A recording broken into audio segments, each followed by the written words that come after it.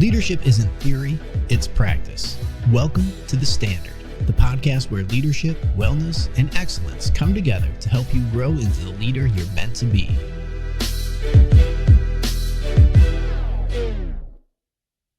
So today's conversation is one I've been looking forward to for a while. I'm sitting down with Dr. Brittany Deane. She's an athlete, medical doctor, and chief performance officer at BioSync X Global from Port of Spain, Trinidad and Tobago. And this isn't going to be one of those surface level conversations about performance and leadership. We're actually going to get into the real stuff, those moments that shape you, the pressure, the trade-offs, and what it actually takes to sustain high performance long term. So Brittany, welcome. Thank you again for having me on this podcast. It really is, a great honor to be here. And just a little bit about me. Of course, I am a doctor by profession, but I like to think of myself as a culmination of different aspects and different experiences that I've had in life. So beyond just my medical profession, like you mentioned, I'm also a bodybuilding athlete. I'm a person, I like to practice what I preach. So I always like every single thing that I do to intertwine with all aspects of my life. So that performance that I've learned myself from being an athlete, that is something that I like to translate to my clients in BioSync X, and my clients being more of the high performers, the C-suite executives, because we like to think of health as one-dimensional. It is just something that we need to sustain life. But when we think of performance and performance medicine, it really translates into all aspects of your life, including your business. So how are the different biological aspects of your body actually playing into your business? And that is what we do at BioSync X Global. This is something that we found actually really do help these leaders lead better. So it's not just about looking at the external metrics, but looking internally to see how you can better yourself so you can better your company as well. That's awesome. And later on in the show, we'll ask you to give an example of one of these amazing transformations that you've actually witnessed. Now, everyone has a moment or a series of moments that really shape how they lead today. When you think back, what stands out as a defining experience that changed how you show up now? So that's a lovely question. Honestly, I don't think that it's just one moment that has really led me to being who I am today. I think that it's a culmination of different events. But if I really had to choose one period of my life, I would have to say the COVID era, because I've experienced COVID not just as a doctor, but as a patient as well. So I got to hit that from two sides of the fence. And what I've realized is that there's so much more than what we experience in our jobs on a daily basis. And for me, that's something that really did hit me hard, because personally, I lost somebody that was very near and dear to my heart right after that. And I think it just put into perspective to me that life is so fragile. And if you don't go after what you want, then it's not really living, is it? So for me, I think that after COVID, I just decided, being in the hospital may not have been the best option, because I always say that, I've found that I'm putting a Band-Aid on things in the hospital setting. And don't get me wrong, you save lives and you make a lot of change, but I don't think that the change that I was making was the change that I set out to make. And so I left, and honestly, I had no idea what I wanted to do after leaving. I just knew that I wanted to live my life on my own terms. And in doing so, I've found things that have really set my life in motion. I found bodybuilding, I've found being a women's health advocate, and I've found performance medicine. And I think that right now it has been such a fulfilling thing to to experience myself and experience my clients when they've had that transformation, not just in their bodies, but being translated into the work that they do as well. No, that's awesome. Was there a particular point where your perspective on health and performance really shifted, like when it stopped being theoretical and became real? I would say that there are several different times that I've seen certain things fall apart because of a person's health or lack thereof in terms of a healthy life. But I did have a client a while back who was working so much, very successful, of course, very successful in business, very successful in just being an entrepreneur. And everything just eventually, he ended up getting a heart attack, just long story short. And after that, he decided that, just sacrificing his health for the betterment of his company or just to make a few extra dollars, that was not worth it. Because when you do end up in situations like that, and I've seen it as a doctor in the hospital, and I've seen it as somebody who works in the corporate sphere as well, it's not something that resonates with you in the moment. It's something that stays with you lifelong, because now you've gone from somebody who can live their life on a daily basis on their own terms to somebody who is now compelled to take medication every single day just to survive, just to live. hmm Brittany, oftentimes people, when they think about, how do you become this great leader?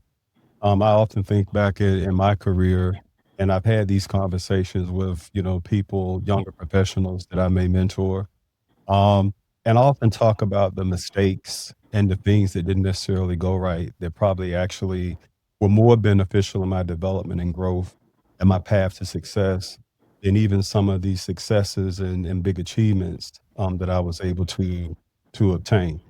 When it comes to growth and things not going right, was there a mistake or failure that ended up being necessary for you? And what did that actually teach you about yourself?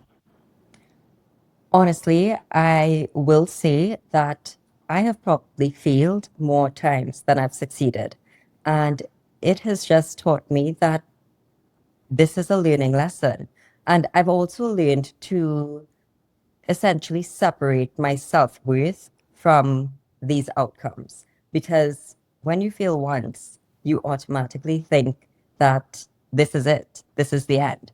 But after you failed 10 times, 20 times at something, you just get better, and you end up just getting thicker skin, you end up becoming more resilient, and you learn how to do things in a quicker fashion. So I always say, when you're feeling, feel fast and feel forward, because you don't want to take 2 steps forward and 5 steps back just because you're afraid to feel again. Feeling actually is the stepping stone for you to become successful in life and for you to learn which path is the right path for you. And like I said, I've failed many times, but now it doesn't bother me.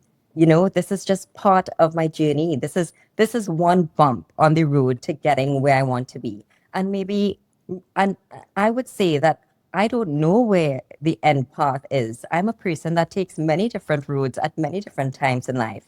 So when we eventually fail at one thing, it's not even to say that that is not your path at all. It just means that, okay, maybe you try a different route to get there, or maybe you try something else, and then you circle back around to that thing when it's time to get to that point as well. So my advice there would be to feel very quickly and just get back up one time and try again and feel again. Because in feeling so many times and feeling very quickly, you are going to learn what is right and what is the fastest path to success.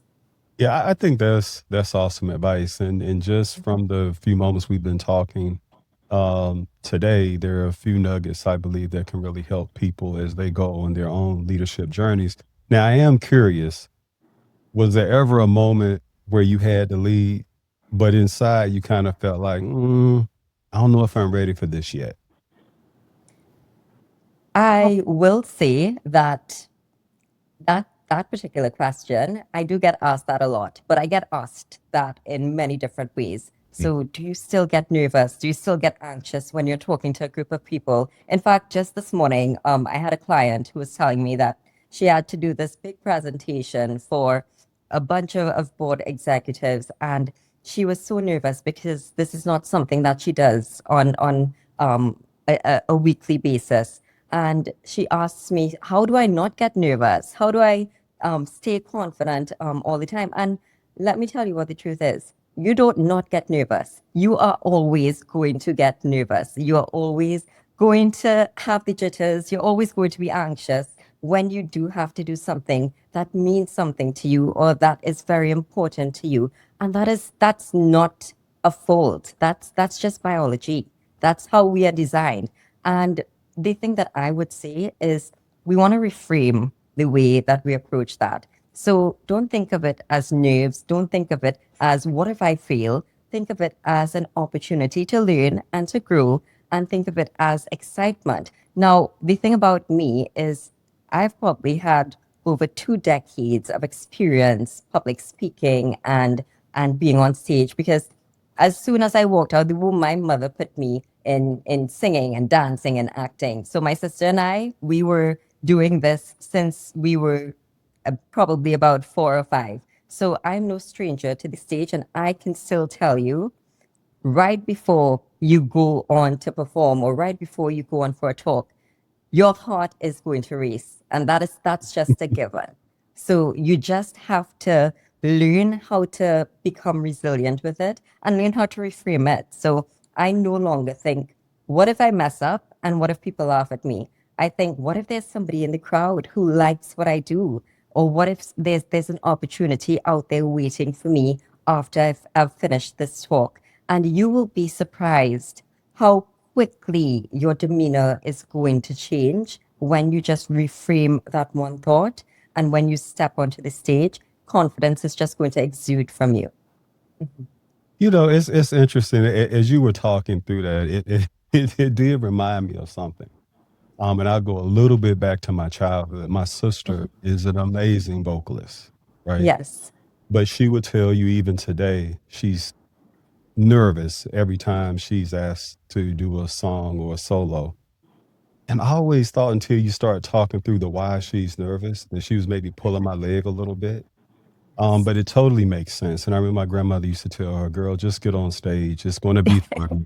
What's the worst can happen other than you'll learn how to get better next time? So thank you for sharing that perspective. Yes, I of course. want to shift into something that you're deeply embedded in now, health, but Yes. not just as a personal thing, but as a leadership standard. So at what point did health stop being optional for you and start becoming part of your responsibility as a leader? So what I will say is that even as a doctor, even working in a medical environment, we experience burnout, we experience exhaustion, and sometimes, unfortunately, the reward for hard work is more hard work. And I'm sure that many people out there can empathize with that. And you are burning out yourself to the point of just getting ill, getting stressed out, having chronic inflammation, and then you're not functioning efficiently. So for me, and I'm also a quote unquote victim of that myself. I would find myself being up at 3 a.m. in the morning just trying to get a project done or trying to get a strategy done for a particular company. And then I found myself realizing, but I'm not even functioning as well as I should be the next day. I'm not even doing this presentation to the best of my ability because I'm not taking my health seriously. And this was something that actually got me into bodybuilding. Now, bodybuilding and health is a completely different conversation that we're going to have. But I always say I like to take the positive aspects of bodybuilding and apply it to life as I know it now. And for me, the positive aspects were I was prioritizing getting my workouts in. I was prioritizing eating well. And I was also prioritizing my sleep because recovery is also important. And I found that I was functioning much better on a bodybuilding prep than I was on my daily life, where I'm going to bed at 1 a.m. in the morning and getting up at 5 a.m. and only getting 4 or 5 hours of sleep. When you're preparing for a show, you literally have to be on point with every single thing. So I had no choice but to get 8 hours of sleep. And using my experience, I've understood how persons in that executive position, I've understood how they have been functioning on degraded capacity for years. And the thing about capacity is that, yes, there are some instances where people literally just dropped out from a heart attack or from a stroke or from some other medical condition. But it starts very silently and it starts very easily. It just sneaks up on you. And it comes in the little things. So you'd notice that maybe I'm more irritable today. Maybe I'm more frustrated today. Maybe I can't focus as well as I need to. And have you ever heard that phrase, don't try to book an interview after lunch? Because nobody's paying attention to you. Nobody has that focus anymore after lunch. And the job that I'm doing is I want you to have the capacity to function at your optimum, at your absolute best, but without that degraded capacity. So without falling off the wagon after 11 a.m. or after 12 p.m., being able to sustain what you can do way after you've left the office. And by the way, you should not be taking your work home as much as we like to do these days, but there should be a time for work and there should be a time for play and there should be a time for family, because health is not just what are your biomarkers. Health is all encompassing. It is your social relationships. It's the relationship that you have with your recovery, with your sleep. And one thing I do want to stress is something I always tell all of my clients: treat sleep the way that you would treat a meeting. Treat it like an appointment with yourself. Treat your recovery like an appointment with yourself. Treat your workouts like an appointment with yourself. Because when we hear things like working out or eating right, we think that that is low level thinking. We think that, oh, I just need to hire a personal trainer, or I just need to walk a little more. But the fact is, the people who function the best and the people who have the best advantage are the ones that literally follow a set of proper requirements when it comes to their workouts, when it comes to their diet, when it comes to their water intake, when it comes to their sleep. So it's not just about thinking of these pillars as simple. It is about going down to that micro level for each person and understanding how that affects your leadership as well. No, that's amazing. The thing that I'm picking up on through this conversation is there may be a need to there may be a resetting that needs to take place because exhaustion, is real. Yes. And I remember, growing up, watching my mother and my father, you know, what we're talking about is not normal was very normal. Yes. So, and that then tends to feed into generation after generation. And what you end up with is, and as a seasoned leader, knowing what to look for and how to spot that exhaustion, how it shows up and how people engage. Sometimes, to your point, it shows up in physical appearance. There's a number of telltale signs that will let you know as a leader, people are not taking care of themselves. Um, Yes. Mhm. so I'm going to ask you, because I know oftentimes we'll get, hey, I'm fine, nothing's wrong. Where do you see people quietly compromising without even realizing they are? I think, and I will actually look at this from a pillar perspective. I think you see sleep. Mm, Sleep is definitely one of those pillars that people compromise, but it is actually affecting them very negatively. So I will see a lot of my clients saying, well, I can function well on 4 hours of sleep, or I can function well on 5 hours of sleep. We think of sleep as something we just do at night. But the reality of sleep is that we have different stages. And if you're not getting enough restorative sleep, then your body is not recharging itself as well as it needs to be. We have deep sleep and we have REM sleep. And these are responsible for, of course, recovering us in a physical way and for memory consolidation. So I just did a lecture on sleep just recently, and many people were thinking that it is okay for me to function on 3 hours of sleep. And of course, when you're in med school, pulling an all-nighter, that's the thing, right? That is what we have to do, because we think for some reason we can learn everything in one night. But the reality is you are not going to perform well the next day. And as much as you can say, well, I got through this presentation, or I got through this meeting, do you just want to get through life? That's not what we want. We want to be performing at our optimal level. We want to be able to have an advantage over competitors. And I mean, I'm talking in a business sense here, but I will always say the person that has the best advantage is the person who takes care of themselves, not for themselves, but for their team and for their company. So, from your perspective, what message does it send when a leader neglects their own well being? So I think that's a very good question. And I mean, of course, there are mixed opinions on what makes a good leader a good leader. But I would say that the message it sends to your team is it's not that you are not capable of being a leader, but I would say that it's I don't respect myself enough to take care of me for me. And honestly, when I completely understand that there are things that get in the way. There's life that gets in the way of certain things.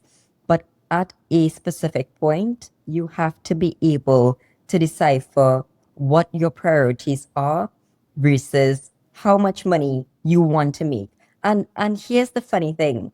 When you put yourself first and when you put your health first, you are in that position to run this marathon of business much longer, and you will outrun and outpace everybody else in that race. Now, to your point about what it says to your team, I mean, really and truly, you can be a great leader and be out of shape, and you can be a terrible leader and be in great shape and be taking care of your health as well. So I don't think that in terms of your leadership quality, I will judge that based on how well you take care of your health. But I will say that a better, a person who takes care of their health in the best way will always garner more respect and will always be seen superior. And that's just a fact, because I mean, we as humans, we are visual creatures as well. So we will judge a person first by how they look, and then by, of course, their accolades. And this is just psychology 101. But I will say that it's not just about aesthetics. It's about how you feel, how you perform your tasks on a daily basis, and how you want others to perceive you as well, and the way that you want others to respect you as well. Yeah, I think, I had some very good counsel years ago. And what a gentleman told me was the number one spectator in business, the number one spectator sport in business is boss watching. And so they're watching everything you do, to including some of the things we're talking about now. I mean, to your point, what does good health look like? It's not going to look the same for everybody. Everybody's bodies are different. Um, and people have different ways of managing health and taking care of themselves. But I also think that people don't really care about what you're trying to do or what you say until they know you do care. And so when you start messaging and even role modeling yourself how important this is for the longer term health of not just the business, but for their loved ones, being around for these special events where you don't want a heart attack or a stroke and all of those things that can happen to kind of wipe some of that stuff away. When you start encouraging your teams to take more time off, for example, they call it paid time off for a reason, right? And more people work doing paid time off than they actually take the time off to rest and recuperate. So really setting some standards around when you're off, and just being Exactly. consistent with those things actually show people you care, and then you start to develop those habits over time that then become the standard of health that you're looking for to drive through your team. So thanks for that. Yes, and Um, I always say you are what you do, not what you say you will do. So your actions will speak louder than your words, and it is very evident by a person's actions, the way that they look. And I will say, like you said, health comes in all shapes and sizes. It does not look one way, but I think that you are at your core what you do when nobody is watching. mhm. So it is important that your thoughts to yourself are first of all kind, and you are kind to your body and all the biological processes that help you to function on a daily basis. Right. This episode of The Standard is brought to you by Aurelius Global, LLC. Through its business and HR consulting division, Aurelius Global helps organizations strengthen leadership capability, improve workforce performance, and build cultures where excellence becomes sustainable, not accidental. If your organization is developing emerging leaders or navigating complex growth challenges, Aurelius Global delivers practical solutions grounded in real-world operating experience. Learn more at aureliusglobal.tech. So one thing I think people struggle with is this idea of longevity. Yes. What are people doing right now that feels productive, maybe even rewarded, but is actually costing them long term? So I think that we have a skewed perception of longevity based on everything that is emerging now in the market. Now, we don't just want to live longer. We want to have a better quality of life. And that is essentially what longevity is. And I think if we strip away all of the different things that are being marketed now, so all of these new gadgets and all of these new compounds that people are taking that they think will help them in the long run. If we strip away that and we don't have the basics, then you really have nothing, because longevity starts with the most basic skills and the most basic pillars. So I actually have a client who is about 67 years old, and every single day for the past 17 years, he has been running. And there's not a day that goes by that he will not get up at 4 a.m. and run. And he has no medical conditions. He's just functioning at his best. He's still the CEO of his company, still doing all of these amazing things. And then I do have clients that are way younger, and they are burning themselves out. They're not able to function as well as they should. And people don't like to hear, and this may be a little bit controversial, but you don't like to hear that things are very simple. You don't like to hear that the simplest things can make a big difference in your life. Many people just want the quick fix. Many people just want the shot that makes me lose weight. Many people just want the surgery that makes me look better. But at the end of the day, it's the very simple, the very boring things that are going to make a difference. And I think we need to stop thinking that we need to spend an exorbitant amount of money on these things, when in reality, once you have the proper guidance, these things can come to you naturally and very easily, because we as humans, we were meant to be active and moving and of course be able to just sustain a long and healthy life. And I think longevity is just getting us back to our roots before all of these things started to take over our lives. Hmm. So, Brittany, if I came to your clinic and, because there's a lot of literature out there on longevity and, Yes. and if you go to Chat GPT, it'll kind of give you a whole plan on what you need to do. Yes, exactly. I wouldn't do Mhm. that, by the way, but I'm saying it probably would give you a plan. So when you think about playing the long game, Mhm. how will you help me make real decisions, not theory, but make real decisions to get there? So I am a person, I believe that people listen to people. And I think that some people just need a little bit more of a push than others. Now, first of all, I like to start with the person as a whole. And we don't just talk about the basic things that you will do. And a lot of the labs and a lot of the executive medicals out there, they're very much reactive. So by the time you get your medical done, you've already had your HbA1c within that pre-diabetic range. What we try to do at my clinic is make sure that we are catching things very early. So some of the labs that you won't even see on a basic panel, we like to get that. What is your fasting insulin like? Are you in the early signs of insulin resistance? We go all the way into your cellular roots as well. We look at your nutrition. We look at your DNA. How does all of this paint a picture of you, and how is that going to be personalized to what is going to work best for your body? And we even track you longitudinally through wearables to see how you're actually performing on a daily basis. And we do have physicians on board. So even if you do have medical conditions, we are equipped here and ready to handle what you are going through. But of course, at the end of the day, we do not want to make this medicine forward. We want to make this performance forward. We want to see how you can optimize your capacity to perform on a daily basis and how we can help you, of course, just become the best version of who you are.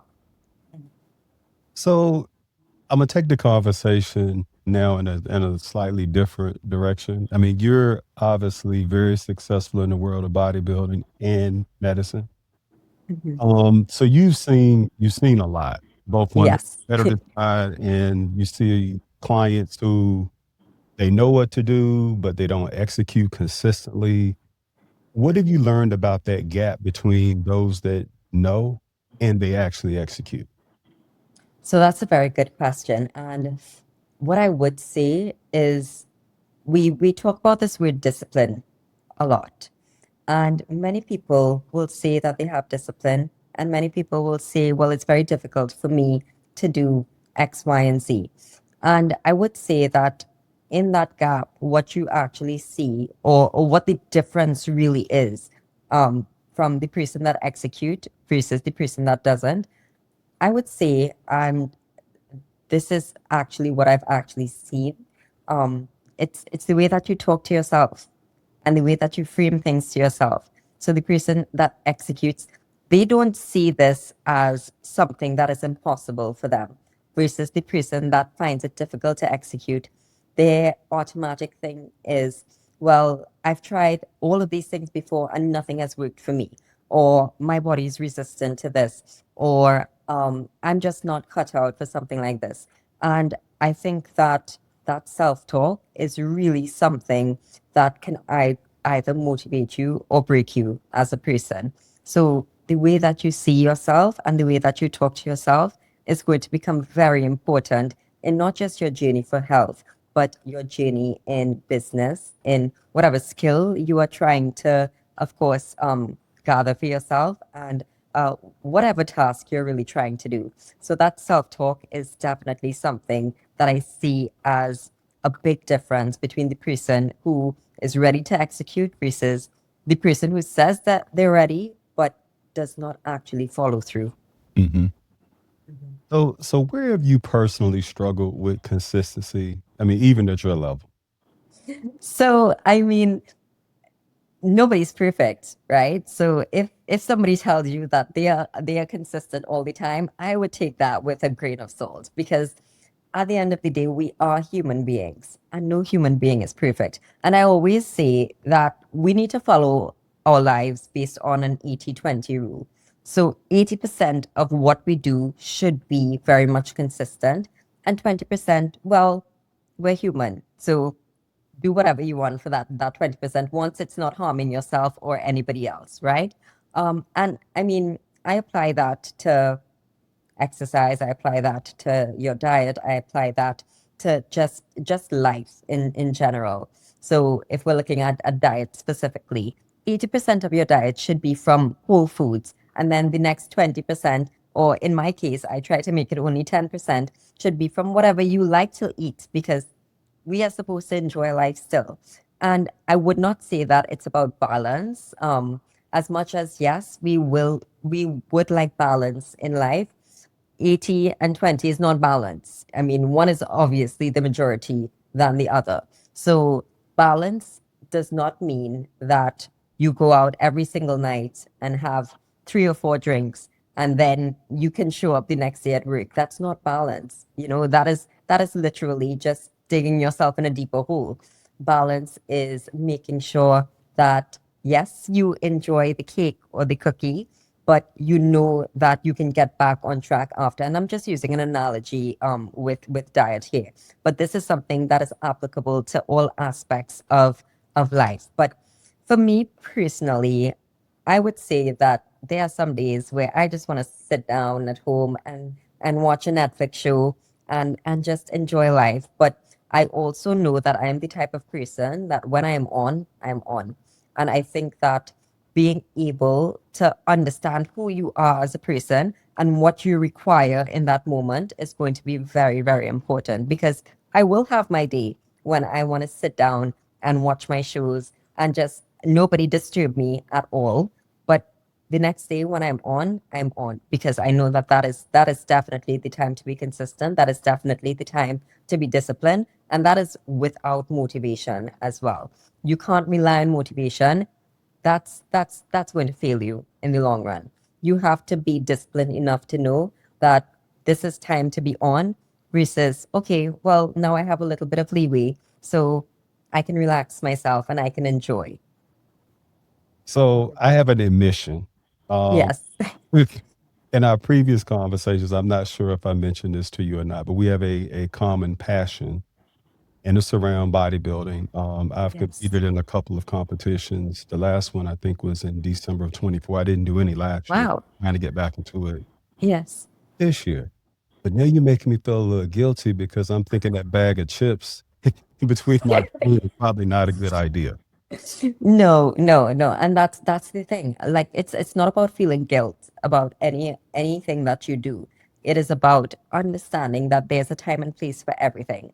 So the bag of chips, that's fine. I have my bag of chips when I feel to have a bag of chips, but when I'm on for a prep, you know that that is not required to help you get to your goal. That's right. So I think that when you do a prep, and you will understand this as well, your body switches, your brain, sorry, switches modes. You understand that you are going for a specific goal, and for some reason, it just automatically switches to there's nothing else but this goal for me right now. hmm So you touched on something earlier about the importance of sleep from a recovery perspective. So I want to talk about stress, recovery, sustainability, because high performers, they know how to go hard in the paint. Like they push, but a lot of them don't last. So what do you think separates the ones who actually sustain it long term?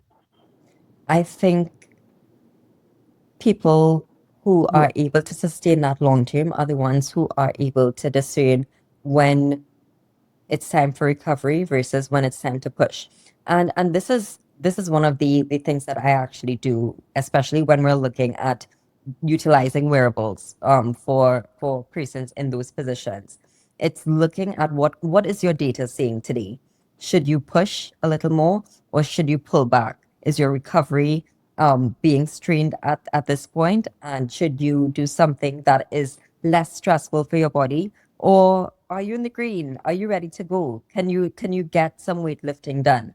And I think sustainability, especially when it comes to your performance, is really being able to decipher when you need rest versus when you need to push. It really is having that is what a balance is in terms of that sort of opportunity.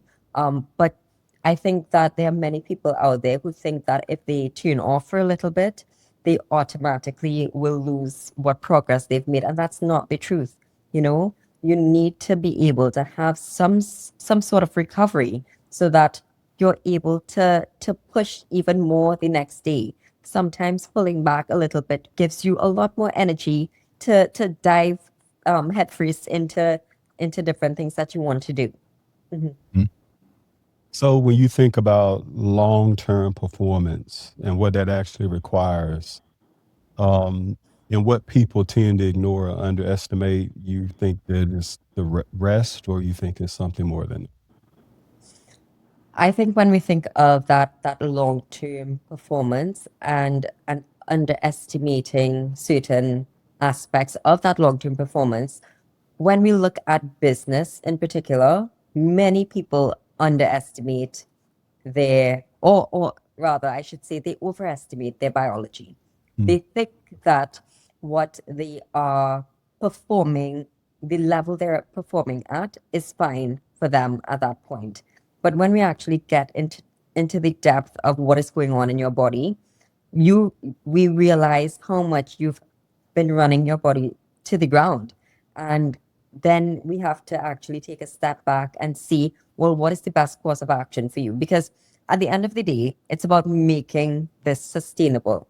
How can we implement this into your daily life? And so many people are surprised when the little actions or the little changes that they make on a daily basis actually get them to that point, that healthy point, where they can perform at their absolute best. So it's really a lot of people just overestimating how well their biology is performing for them, and honestly underestimating how important health and biology is for their performance in business. Mhm.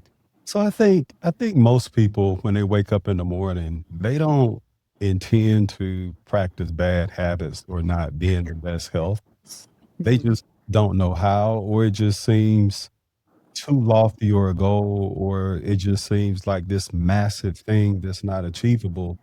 And you make it seem so simple, so easy, in a very planful way, that that's something that anybody can achieve regardless of where they are. So I want to transition a little bit to the work that you're doing at BioSync X Global. Because we've talked about stress, we've talked about recovery, we've touched on sustainability. Now I want to bring this into the work you're leading there. At its core, what problem are you really trying to solve through your work? So I think that at the core of every single thing, what we're really trying to solve is essentially making leaders into better leaders based on their biological performance, and making leaders into better leaders based on just optimizing, their health on a daily basis. Because we look at the leader of a company or the executives as the asset. We look at you as if you are what is most valuable at that point. And we measure everything else. We measure your cybersecurity, we measure your finances, we have dashboards for all of these different things. But when we look at the one asset that is actually running the company, that goes unmeasured. And that asset is the actual executive running the company. We do a lot of guesswork. We think that we are fine because, well, today I didn't wake up with a headache, so that must mean I'm good. Today I only had 3 hours of sleep, but a cup of coffee and I'm functioning well. And we think that that is okay. And that's not the truth, because when we get to the core of what is actually going on in your body, we actually realize that you are silently degrading over time. And at the end of the day, you've done all of this work for your company, you've done all of this work for other people, and when it's time for you to enjoy the fruits of your labor, now you have two stents in your heart. You have, you know, you have to take medications because you're on this lifelong medication after a heart attack. So it's about being able to not just, yes, optimize your performance for your business, but also being able to enjoy your life as well, because we're meant to be here to enjoy our experience as humans. We're meant to want to find the wonders that this life is affording to us. So it really is about, at the end of the day, thinking about how can I play with my grandkids when I'm 80 years old? How can I, go to my children's wedding and be able to just be active and be there for them as well. Mhm. Awesome. So when you're working with clients, do you see patterns, consistencies in those that, you develop this plan, they follow the plan and they elevate, and those that you see no progress and they stay stuck?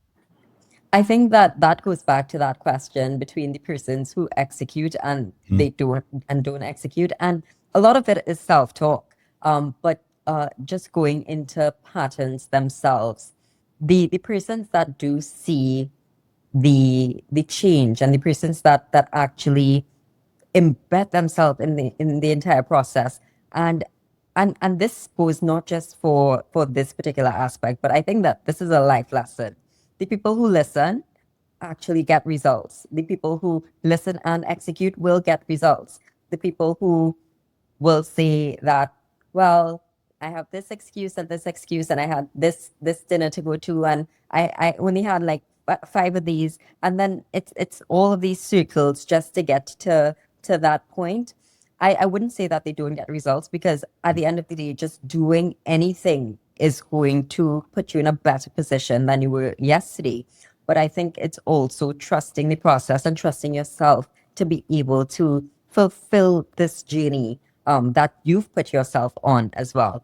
And I think a lot of it has to do with just identity and the way that people see themselves and the way that people respect themselves. Because at the end of the day, taking up a challenge like this is really about how much do I respect myself, my time, and the people around me as well. So when we started the conversation, you were doing your introduction. I saw your eyes light up when you start talking about a transformation that you witnessed. And I promised that we'd come back to it. So never that moment of truth, right? So can you tell us about a transformation that has really stayed with you, where the shift went beyond just physical health? Honestly, I do have several transformations that stay with me, but I think the one that I'm most proud of recently, I've actually had a client. This was probably a year or two ago, and he came to me and he was drinking every single night. And I've noticed that a lot of persons in these positions, they drink to help themselves fall asleep. So they will have two glasses. It's not that they are alcoholics, but it's that it helps them sleep. It quiets their mind. And after about a while, he was not really, of course, trusting the process. He was not trusting the entire just environment of it all. And then something happened in his life. And he realized that if he does not get a grip on reality, it really is going to hit him very quickly. And since that point, he has trusted every single thing that I have said. He has quit drinking. He has not drunk anything since the last time he had this issue. And he's down 20 pounds. He's living life. He's skiing. He's golfing. He's finding time for his family. So he used to work nonstop every single day, but now he carves out time for his priorities. I always tell them your priorities are not necessarily the things that take up the most time on your calendar. but it's the thing that you will never budge, the things that you will never move. So he started to plan some time with his family, and these are the things that do not budge for him anymore. And he's been getting, his full 8 hours of sleep. He's been consistent with his sleep wake times. There's so many things that I could say, but I think that that is definitely something that I am proud of. And I would not even just attribute that to me as a person, but I would say just the transformation in his identity and how he sees himself. That really made a big difference in my mind. And it really, for after a long time, it showed me that this matters. This type of work matters because, yes, we see persons in these executive positions as, well, they have everything covered. They're making X amount of money. They should not have a lot of worries in their life. But these are people, the, they are also people. They are also people with feelings. They're also people who go through their own stresses in life. And when you treat them as people, when you see that shift in their identity, because you would be surprised how many people in these positions suffer from imposter syndrome. When you start to shift that identity for them, it's a beautiful change. Mm-hmm. And it comes with not just your mental shift, but your physical shift and your emotional shift as well.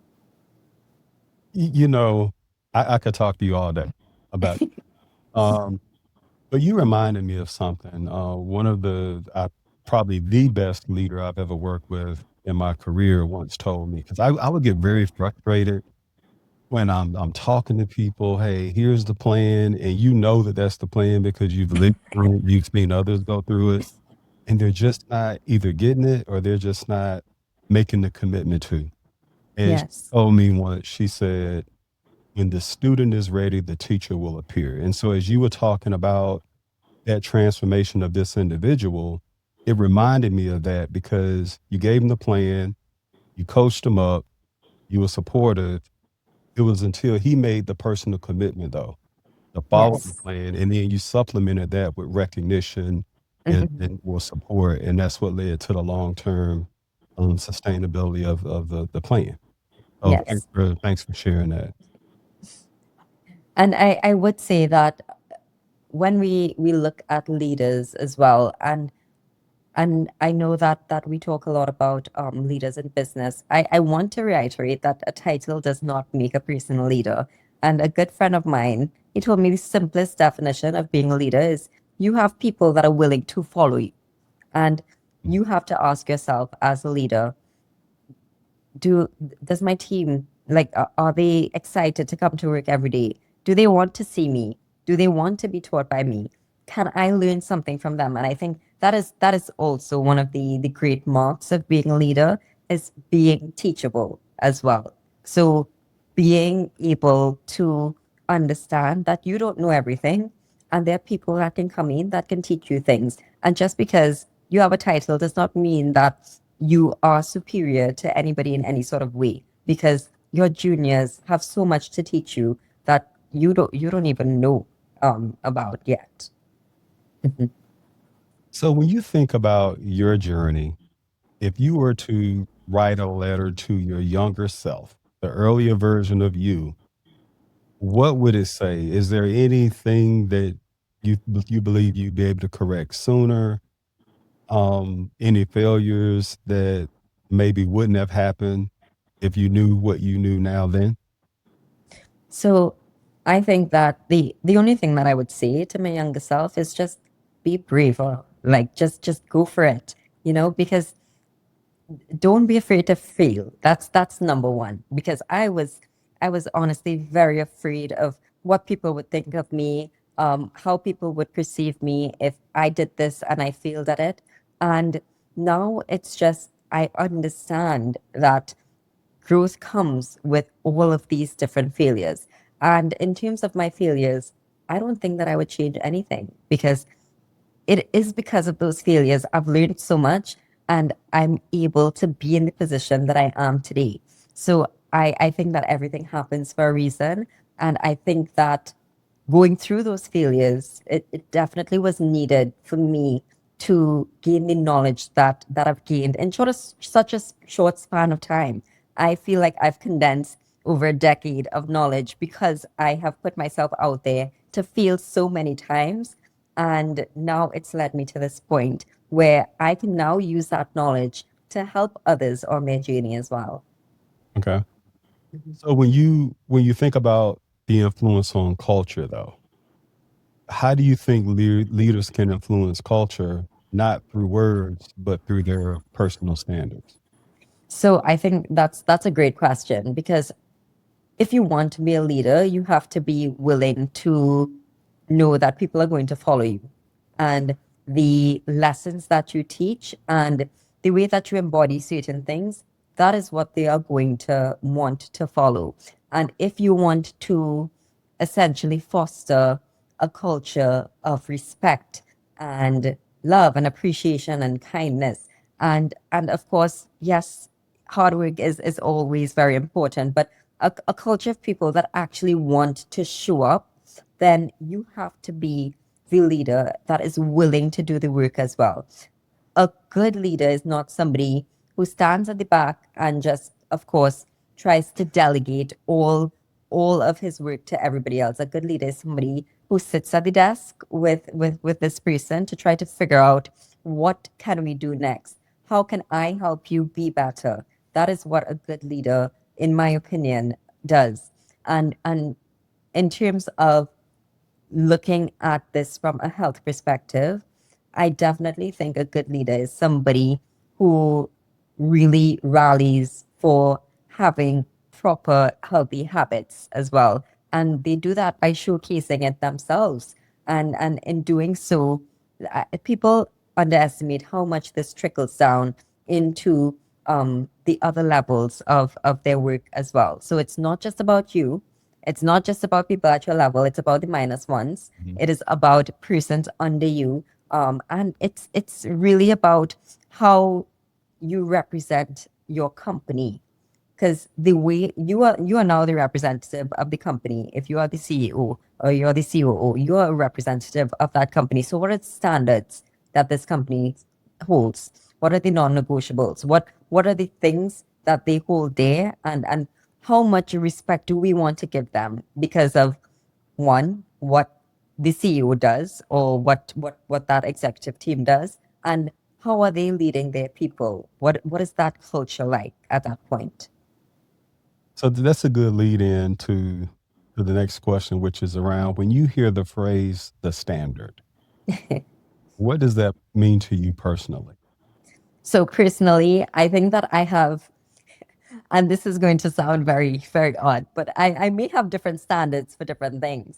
So in my day-to-day life, I do have non-negotiables that I have to do. So even if it's something as simple as the first thing that touches my mouth on a morning is just water and electrolytes versus coffee, that to me is a non-negotiable. So there are certain things that I do live by on a daily basis, but that changes when you go into a bodybuilding prep. Now your standard is even higher because your non-negotiables, they reached a point where that can't be sustained by the average person who has about 3 or 4 different jobs to do, right? But I think when I hear that term standard, it really means, how much respect do you have for yourself, and how much respect do you have for the people that are looking up to you and the people that are surrounding you. And I ask myself that question when I'm looking at how do I want people to perceive me, first of all, and how am I going to maintain this level that I'm operating at, so that other people can learn from that, and so that other people can understand that this is something that I want for my life as well. I love it. Mhm. Well, you can count me in as one of your clients. I'll be coming to see you soon. Um, Brittany, I appreciate this conversation. And now I think everyone can see why I was very much looking forward to it. There's a lot here that I think people can sit with and actually apply.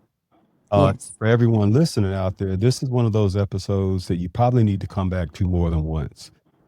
This is the standard. I'm Raymond Hall, and we'll catch you in the next one. Make it a good one. Thanks for listening to The Standard. If today's episode gave you something you can apply immediately, share it with someone who's stepping into leadership or working to grow without burning out. And remember, excellence isn't something you wait for. It's something you practice every day.